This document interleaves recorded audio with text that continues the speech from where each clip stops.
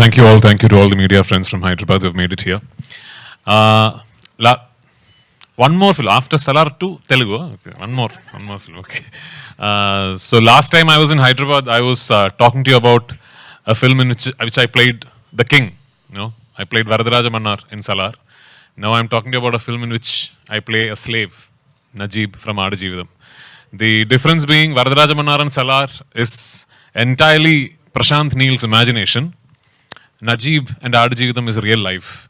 I don't know how many of you know this, but this is a true life story.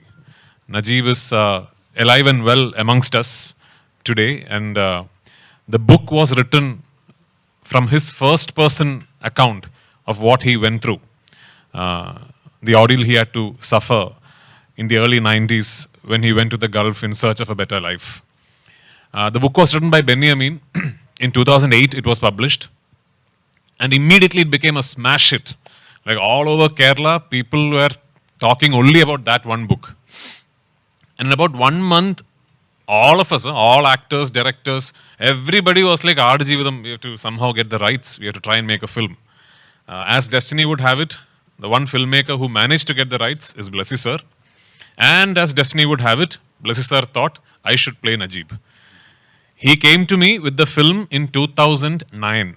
I committed this film in early 2009. So almost 16 years ago, I committed this film.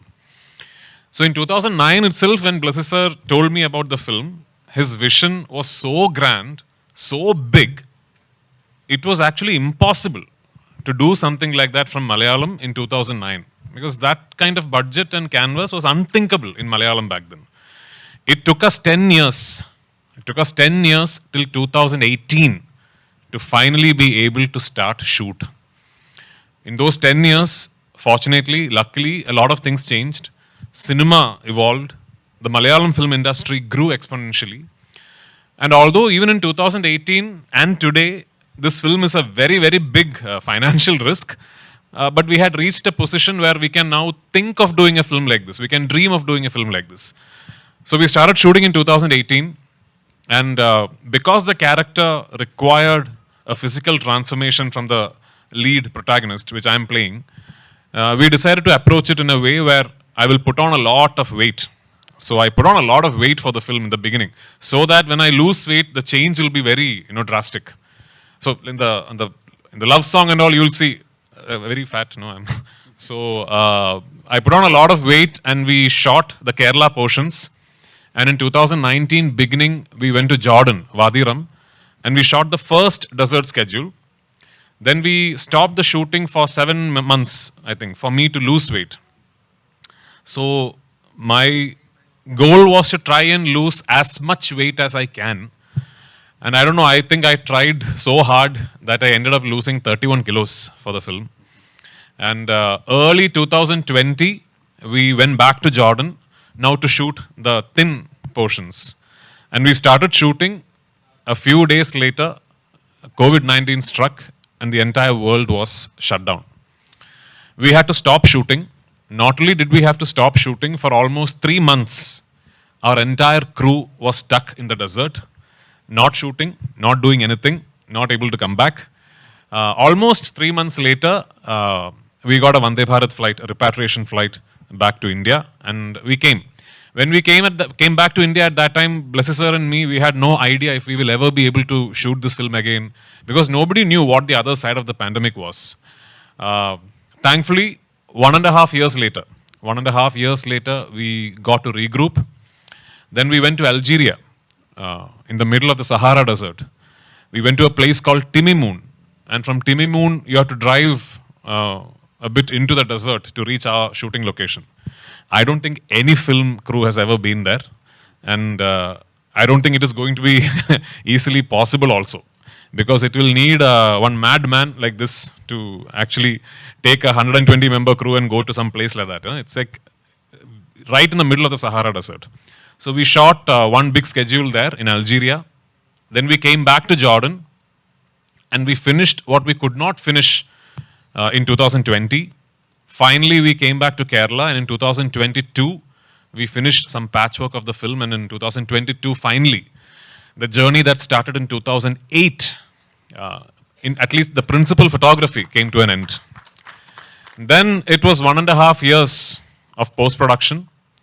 We were very, very keen that this will be a zero compromise film. That we were very sure that not one frame of the film will go through any form of compromise. So the post-production was a very, very diligent process. So 1.5 years later, here we are, 2024. Finally, the film is ready for the world to see what we have created. So making the film is one part of it. Getting the film to the audience is an equally important another part of it. So we were very, very sure, right from 2009, that whenever this film is ready, that we have to try and give this film the best possible opportunity to reach audience across the world. In 2008, 2009, there was no pan-India, by the way. So this was before Bahubali. So no pan-India. Pan-India had not been invented. So we still didn't know how to go about it. But finally, when the film got ready for release in 2024, luckily, I had made a few friends. And I cannot thank Ravi Garu and Maitri enough for the trust they have shown me, they have shown in Blessy sir, and they have shown in the film. I sent him one message. I sent Ravi Garu one message saying, sir, this is the most important film of my life. And he said, it is done, sir. That is all Ravi Garu said. So thank you, Maitri. Thank you, Ravi Garu. Thank you, Shashi Garu. And to all involved in Maitri. Because it is very important that when a film like this is made, which is a passion project for pretty much an entire industry, that we try and get the best, we try and get the market leaders in every region to present the film. So much like Maitri Movies, we have Hombale distributing the film in Karnataka, Red Giant distributing it in Tamil Nadu, and a very good friend of mine, Anil Tarani, distributing it in the northern circuits. And of course, all major players across the world will be presenting it in every region. That is the best we can do. And on 28th, when you go and see the film, do keep in mind that for all the spectacular cinematography and the evocative music and the performances and the production design and Blessy's world-class filmmaking, beyond all that, every moment you see on screen is a life that someone actually lived.